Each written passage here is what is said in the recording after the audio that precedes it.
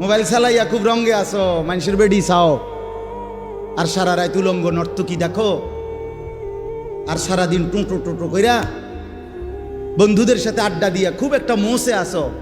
অপেক্ষা করো, টাঙ্গাইয়া ফিটবে। অপেক্ষা করো, রঙের গুড্ডি শেষ হয়ে যাবে। একদিন দেখবা তুমি আর যুবক নাই, হয় বৃদ্ধ হয়ে গেছো, নয় কবরে চলে গেছো। অমিনকুম মান ইউতাওয়াফা মিন ক্বাবলু অমিনকুম মান ইউরাদ্দু ইলা আরদালিল উমর।